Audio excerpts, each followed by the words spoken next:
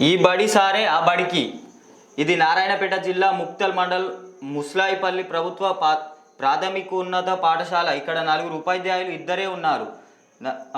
పాఠశాలకు చుట్టుపక్కల 7 ఏకోపాధ్యాయ ప్రాథమిక పాఠశాలలు ఉన్నాయి.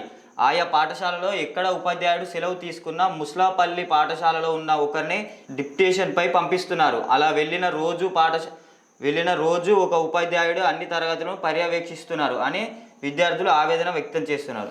దీనివల్ల చదువు కుంటుపడుతుంది కదా, ఒక ఉపాధ్యాయుడు వల్ల డిప్యుటేషన్ ఇంకో స్కూల్ పంపిస్తే నలుగురు ఉండాల్సిన ఉపాధ్యాయులు ఒక్కరే ఉంటున్నారట స్కూల్లో.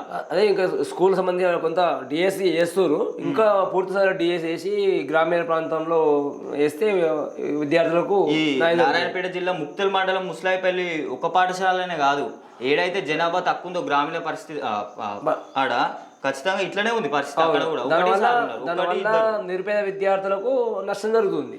అందుకోసమే ఈ వెంపడే డిఎస్సి ఇవ్వాలి, ఇలాంటి డిప్యుటేషన్ లేకుండా చూసుకోవాలి.